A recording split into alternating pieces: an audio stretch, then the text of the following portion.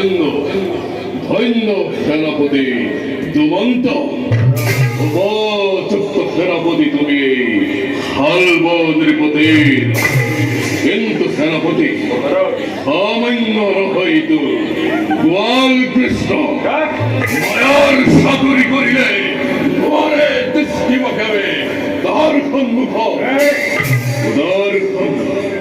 খুদার খান সাগর নামে এক অস্ত্র সেটাই রাখালোর হাতত তার করেন সক্রই প্রতি যুদ্ধাই দেখে কেবল ঘোর অন্ধকার।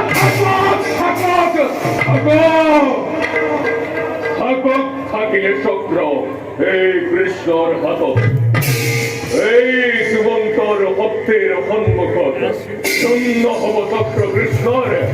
কৃষ্ণর বিদ্রোহী নিপতি কোন সমে একত্রিত হই করো যদি আক্রমণ আমি দ্বারকা নগরে প্রমাদ গণিব। প্রমাদ গণিব কৃষ্ণই সম্মুখ অবরোধ।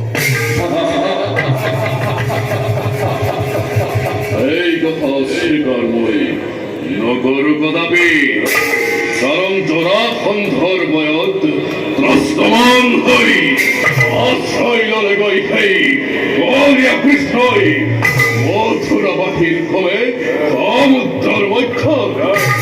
কিন্তু কিন্তু কাল যমনার দরে পরাক্রমী যুদ্ধাক সালনারে নির্মম ভাবে হতালে পতন পতিত মন্ত এই কৃষ্ণই আছি প্রজাঘাত করিছে আমার হিরণ ও দ্বিতীয় মহান পুরী এই জগতক দিয়ে পরিচয়। মহারাজ এই পৃথিবীর মূর্খ মানবে দেবতা বলি এই বলিয়া রাখাল কৃষ্ণ করে ওর সম্বন্ধন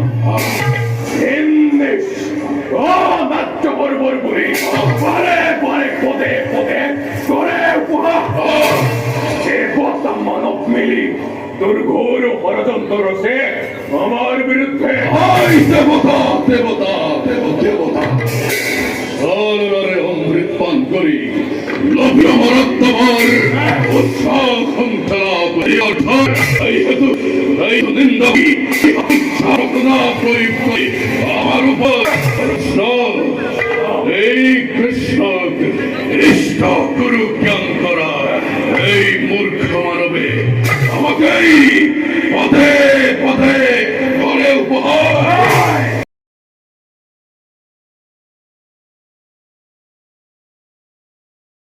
দেবতা মানব মিলি দুর্ঘুর ষড়যন্ত্র রসে আমার বিরুদ্ধে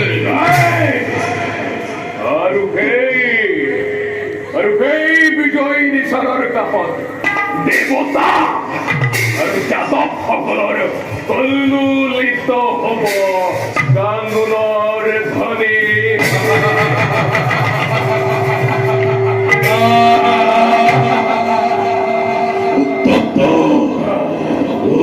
উত্তপ্ত হরি রাশিমণি কৃষ্ণর ভক্ত রক্তরে করিম